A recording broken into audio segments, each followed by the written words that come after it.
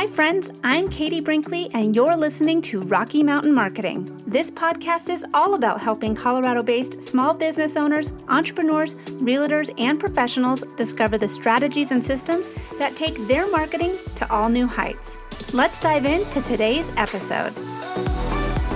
Welcome back to Rocky Mountain Marketing. Today, my guest is Matthew Pierce. Matthew is the co-founder and developer of #Slayer.com, the easy tool to research and optimize your Instagram hashtags. Matthew, thank you so much for coming on the show today. Hey, Katie. Thanks for having me. I'm excited to be here. Well, and it's been great because you and I have had the opportunity to talk a little bit about hashtags in the DMs. We've had some conversations about hashtags. I use your product, and we're going to get into the whole hashtag conversation because I feel like everybody right now has a bit of a hashtag headache. So we're going to solve the hashtag questions and problems. But before we even dive into hashtags, I would love it if we start back at the beginning. Tell us a little bit about what it is that you do and what led you to starting #Slayer. Yeah, sure thing. So I'm a developer, marketer, designer, and my wife's a designer and marketer as well. We met in design school, have the exact same degree. And then after all of that, she went into more of a marketing coaching kind of space. And she was coaching her clients on their marketing on Instagram. And after a while, she noticed that a lot of them were really struggling with their hashtags. So she made a spreadsheet that essentially would have different columns where you could kind of organize your hashtags based on the number of posts each hashtag had. And then there was one cell in that column where you'd click it and it would kind of randomize and shuffle those hashtags around. Pretty rudimentary, but her clients started using this and they saw a massive increase in their reach. So just by giving them that variety in the hashtag size and making sure that that was the case, they really started to perform better. So she showed this to me and I was like, wow, do you know what you have here? And she said, yeah, I've got a really awesome spreadsheet. So me being a programmer, I was like, I think there's a little more here. I think we can build this out. But I was also naive. And I said, well, it's just a spreadsheet. I should be able to make this into a web app in a weekend. And 6 months later, we launched #Slayer.com. Wow, that's awesome. And, talk about combining forces. I love it. So before we even dive into even more hashtags, with being a developer, how has that really kind of benefited you with what it was that you created? I mean, do you think that having it as the app or just knowing hey, this is more than just a spreadsheet. This is a really good idea.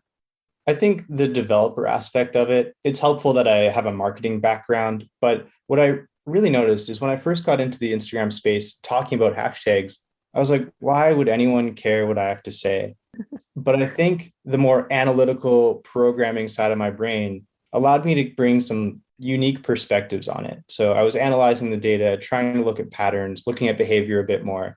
And so it allowed me to come up with new strategies for hashtags or explain things in a different way that may be at least trying to be a little more accurate. So I think that was a kind of a competitive advantage in the Instagram marketing space that I honestly hadn't considered. Yeah. And I think that too, with hashtags, a lot of people don't realize how important they are. I mean, they're one of the most important ways to be found organically on Instagram. And I think that that's one of the things where a lot of people are I don't know, I'll just hashtag blessed. I got a hashtag out there. So before we dive into all of the different ways that you can utilize hashtags, let's just start with what a hashtag is. All right down to the principles. So, a hashtag is, a lot of people think it's just a way to get more views and a way to get more reach. And that's not the case. A hashtag is simply an organization method. You're helping Instagram's file system or any other social media platform understand how to properly label and categorize your content. As you do this more effectively and specifically, those softwares, those social media networks are able to put your account and your content in a very accurate, niched down box. And the better they can do this, the more likely they are to show you to the right people. Well, and I think that a lot of people are wait, so you mean the pound sign? And these hashtags, evolved out of accident. They were on Twitter, and all of a sudden people are like, oh, whoops, now there's this whole new categorization and people are being found. And it really happened because of a developer error, correct? Hashtags happen from a developer error? From the Twitter standpoint, because they didn't Oh, realize that the hashtag was categorizing all of these words. And it like, oh, well, then let's just involve it into what we have now. that's not the history I've heard, actually. From Wow, what I love it. I Okay, so understand. let's hear it. Let's hear it. Okay, so from what I understand, do you remember IRC clients? This is going back. So if everyone knows Slack, so Slack is essentially a much more modernized and professional version of an IRC client, which is an internet relay chat client. And these were essentially open source programs people used to use to access chat rooms. So you'd connect to a server, and there would be different rooms or channels like you have in Slack on the server. And each room that you'd enter would be it would be titled with the hashtag in front, the pound sign, and then the name of the room. And so that's kind of initially, that's how people would organize things. This then led to an inspiration. The guy's name is escaping me right now, but he's a very prominent kind of design technologist developer in the States. And he's often in the startup space, but he was at a conference back in 2007. And he was like, hey, it'd be nice if we had a way to know that all of our tweets were referring back to the same thing. So he suggested, let's just put a pound sign and this one word in front of every tweet. And that's kind of how it started. Initially, they weren't actually linking all the posts together. But after people doing this for about 2 years, in 2009, Twitter finally actually made it a proper functionality. I love it. Look at this. It's not quality time on Rocky Mountain Marketing unless you're learning something. That is awesome because the way I heard it was not that way. And I love this way more. So we found this hashtag. It started on Twitter. Actually, it started before that in chat rooms. And now it's this way of categorizing your content. Now, there's been a lot of new developments with Instagram. It feels like Instagram and just keeping up to date on it is a full-time job. And it doesn't help when the head of Instagram kind of keeps coming out with different announcements and different features. But one of the biggest announcement that everyone really kind of was like, whoa, happened last year in 2021. And they said, you only need to use 3 to 5 hashtags. So let's just start there before we even dive into his latest announcement. I'm really glad you're setting it up this way. So, because it really just kind of builds into exactly the same thing they're trying to do. So, they said you only need to use 3 to 5 hashtags. So, I think it's important to know that this was from their @creators account. And that means that they're targeting influencers, people who are being on the more creative side on Instagram, and they may not be spending a ton of time building out a big hashtag strategy as a lot of small businesses might do. And not to mention, plenty of influencers have much larger audiences than small businesses do. So, why does all that matter? Essentially, the bigger your account is, the less important hashtags are necessarily going to be because you have so many other things that are coming in and bringing you traffic. Now, the other thing is, if you are an influencer who's much more on the creative side, you're not being very strategic, you don't want to spend all this time building out this strategy, you're probably simply just going to add hashtags to your posts off the top of your head when it comes time to posting. So you're about to hit share or publish, and you say, oh, here's something that's related. Oh, here's something too. Oh, here's this third hashtag. It's kind of relevant. And you just keep going. And people have always been told Instagram lets you use 30 hashtags, so you need to use 30 hashtags. The problem with this is the more hashtags you use, the higher your chances are of those hashtags being irrelevant, especially if you're just looking at it as any hashtag will do. So I think that is really the key and why they said limit it to 3 to 5. It's almost a guardrail for Instagram influencers. It's like 3 to 5, it'll be hard to mess up. So stick there. Well, and Matthew, this is the thing too. I'm so glad that you brought up what he said was published from the creator account. So I love the fact that you brought it up that this was posted from the creator's account, because being a content creator and being someone that's on Instagram for business are two totally different things. And it's one of my biggest pet peeves when I see these content creators out there saying, oh, you need to post once a day, a reel once a day, and then do it. And I'm like, who with somebody that's trying to grow their business, they don't have time for that. And so that is why hashtags are so important, and finding the right hashtags are so important, because if you're just choosing, like you said, 30 random hashtags, one, you're never going to be seen. And two, it's kind of a waste of time and effort. I mean, if you do hashtag social media, well, you're not going to see hardly any social media posts. You're going to see a whole bunch of really pretty influencers dancing and showing off some product. But I think that that's where you have to really have that hashtag strategy. So 3 to 5 hashtags. Yeah. If you have 100,000, 200,000, a million followers, that's fine. 3 to 5 hashtags. But for most of us who are 100, 5,000, 10,000, those 30 hashtags need to have a strategy behind them. And I want to just say the next announcement that we just heard from the head of Instagram was, do hashtags matter? Not really. What say you with this announcement, Matthew? Yeah, so that was on his Instagram stories, and Adam Mosseri was responding to a question that said, do hashtags get you views? And what he said is, not really. They may give you a higher chance of being shown on places like hashtag pages or Explore, for example. But in general, I wouldn't think of hashtags as a way to get more views. Trying to be an accurate quote there, probably a bit of a paraphrase, but it's pretty darn close to exactly what was pretty darn close. It drilled into my mind. So what's he saying there? Hashtags, are they a way to get you more views? He says, no, don't think of them as a way to get more views. I think often when you hear these messages from Instagram or other large corporations, you have to look very specifically at the language. He's not saying hashtags don't get you more views. He's saying don't think of them that way. And that's an important distinction, because actually, let me pause there for a moment. Because of TikTok, okay? Because TikTok has come up and they've become so popular, what they're known for is being able to give you highly relevant content to view very quickly and very easily. They are masters at showing you the right content to entertain you or interest you. And this has caused a huge problem for Instagram.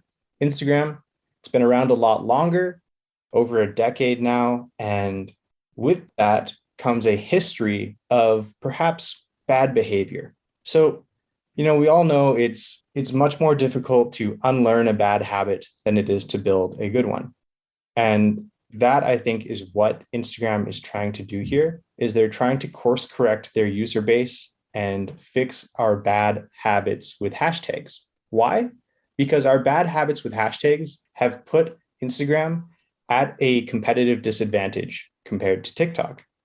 So for over 10 years, people have been looking at hashtags and saying, I can use 30, I have to use 30, doesn't matter if those hashtags have anything to do with what I'm posting. So Instagram has a much, much larger collection or library of content to recommend than TikTok does. And that entire library has been mislabeled and miscategorized. So they have all these shelves, all these books in their library, and you're like, oh, can I go see this? And they're like, I don't know, maybe it might be there. So that's a real big problem for them, is they're struggling to actually show you the right content because people have been mislabeling everything in their library. So why does Adam Mosseri then say, I wouldn't think of hashtags as a way to get more views? Because he's trying to change this behavior. He wants you to think of hashtags as a way to properly categorize your content, properly organize it, and correctly, specifically label what you're posting. This then helps Instagram to understand what it is, show it to the right people, and then you get more views. So it's kind of a roundabout way. Yes, hashtags do get you more views, but not if you think of them as a way to get more views. You have to think of them as a way to organize everything. And then if you help Instagram to organize, they're going to be able to actually show you to the right people.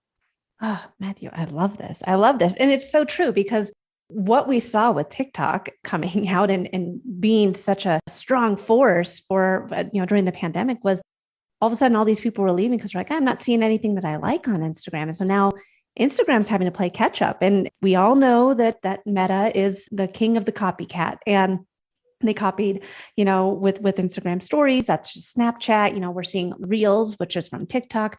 And they weren't thinking ahead. So like you said, they have all these books in their library.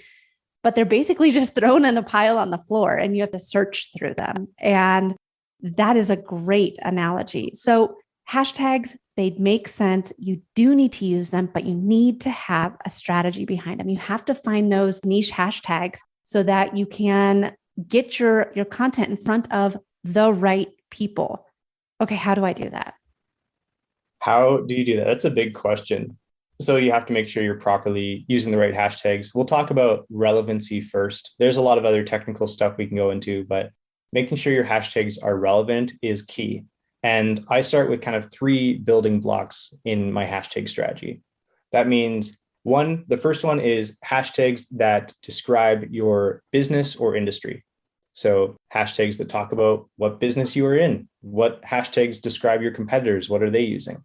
The second one is hashtags that describe. Well, before you dive into what the second one is, like, so for me, yes, I use like social media strategist, Denver small business owner. Those are all things that I do in the business that I'm in. So a lot of real estate agents, Littleton real estate, Littleton realtor, what the business that you're in, finding new homes. So those are kind of finding the niche hashtags of what business it is that you do and that you are in. If you want an art gallery, art curator, Napa, or whatever. So just wanted to clarify that really fast. Okay, back to you, Matthew. No, I appreciate that. Yeah, you want hashtags that describe your business as well as what maybe service you provide, if it's a specific service. So the second one would be a building block that's really going to break down into a few more, and that is your content or your topics.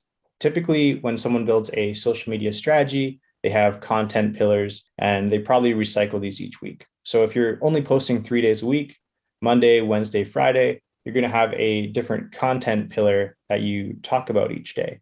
So let's say you're a real estate agent. Okay. One day you might have testimonials, people who have sold their homes with you or bought homes from you. Maybe every Wednesday or every Monday, we'll start at the beginning of the week. Every Monday you have a testimonial there. That's your content pillar. So these would be hashtags like real estate testimonial. That's off the top of my head. I'm sure there's a lot more if we were to search them up.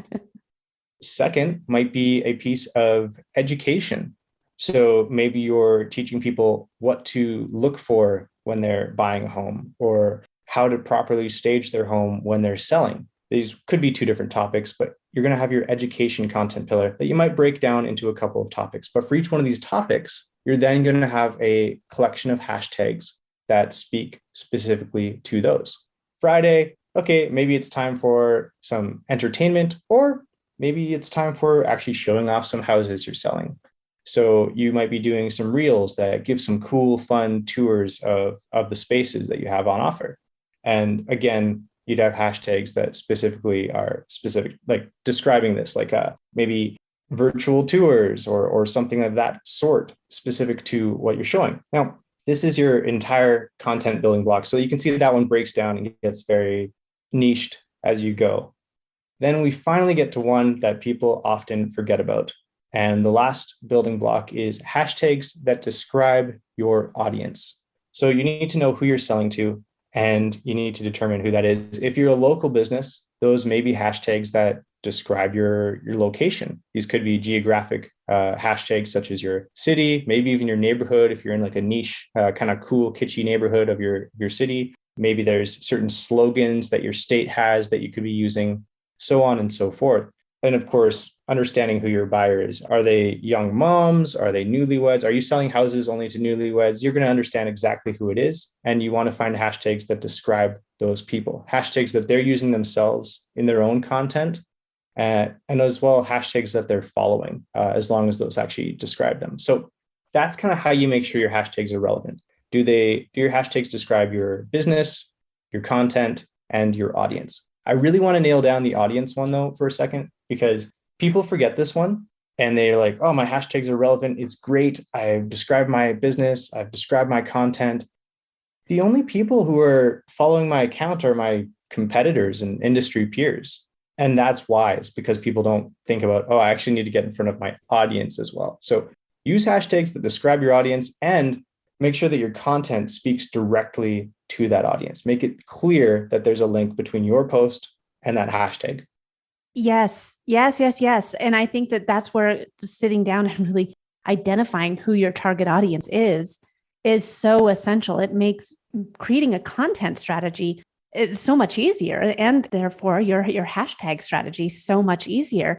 And it's not just like, oh, well, I work with, so for me, I typically work with corporate women. So women who come from corporate ages 40 to 55 that have left the corporate world and they're starting their own business. And they know that they need to do a lot of things, but they also know that they need to delegate. And that's where I come in. So, I mean, I know exactly who I am talking to, but that's where the more targeted that you can be and the more you can figure out who your ideal client and customer is, then you can speak directly to them. You can use the hashtags that you're searching. So if you're a realtor in Denver, you can use hashtag 5280 homes or hashtag 5280 events if you want to get into people that might be searching the events that are in Denver.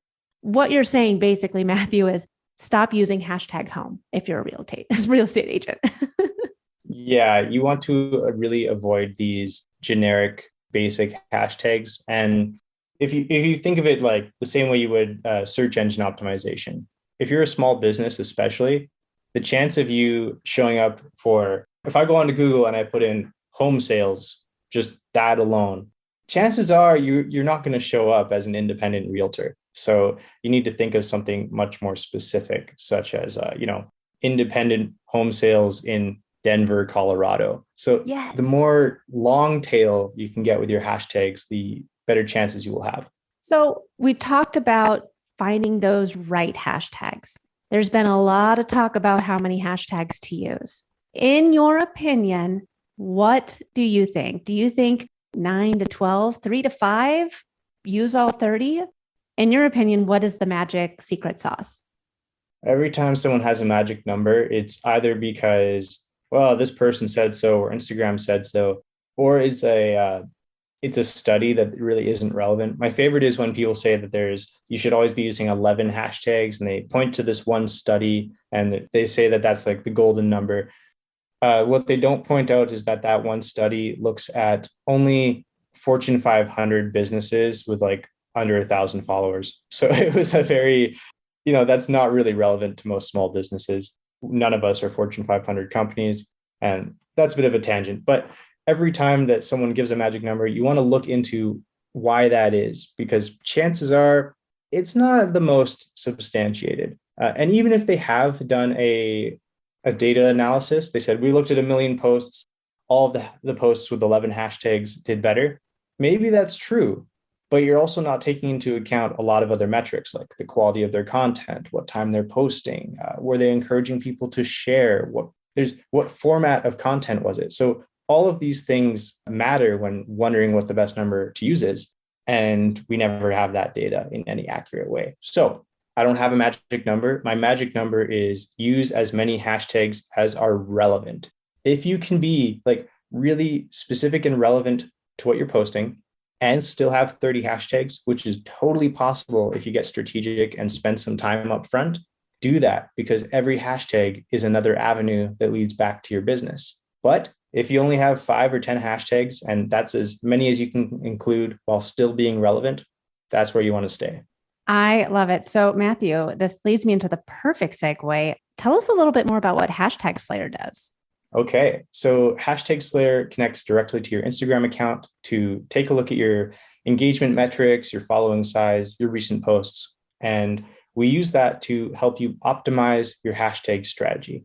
It works in 3 stages. First, you search up hashtags, then you add them to different collections, kind of like what I was talking about earlier, your business collection, your different topics, and so on. And then when it comes time to posting, you don't have to select your hashtags individually. You say, I know I'm talking about topics A, B, and C today.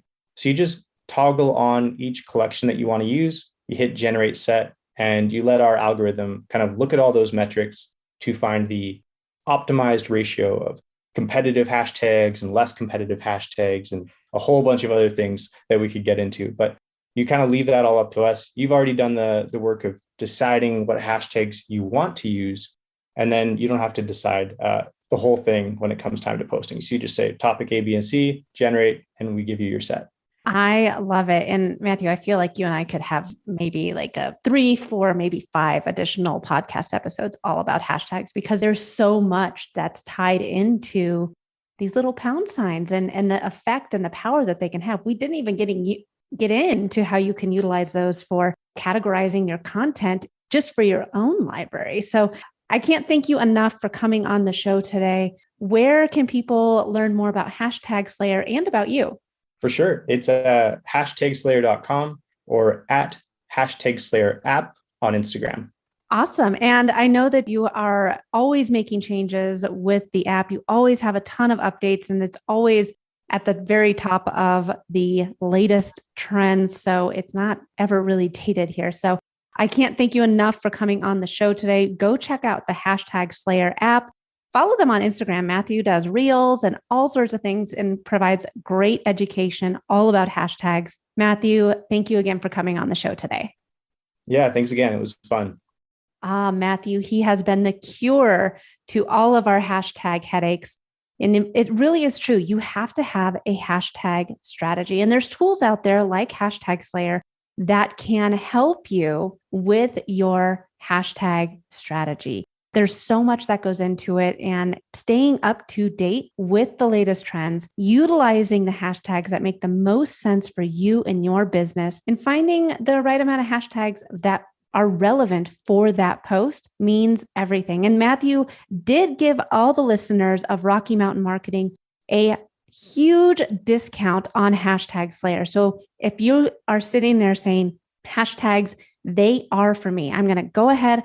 You've convinced me to start being more strategic with my hashtags, getting those collections together. I'm going to go check out Hashtag Slayer. So go to hashtagslayer.com and enter in the code RMM. So Rocky Mountain Marketing. So RMM, and you will get 90% off of Hashtag Slayer. Go check it out. It's the tool that I use. I recommend it to all my clients, and it's very, very user intuitive. It helps you with your hashtag strategy. And if today's episode taught you anything, it's that you need to have one. You need to be strategic with your hashtags. It is still one of the best ways to be found organically for all of us small business owners that don't have 1 million followers and aren't creating content daily. Having a hashtag strategy is everything. So head over to hashtagslayer.com, enter in the code RMM, and start getting your hashtag strategy in place so that you no longer have a hashtag headache. Thanks so much for listening to this episode of Rocky Mountain Marketing. As always, I'd love to hear from you. You can visit my website at www.nextstepsocialcommunications.com, connect with me on LinkedIn, or check me out on Instagram. Let's keep taking your marketing to new heights.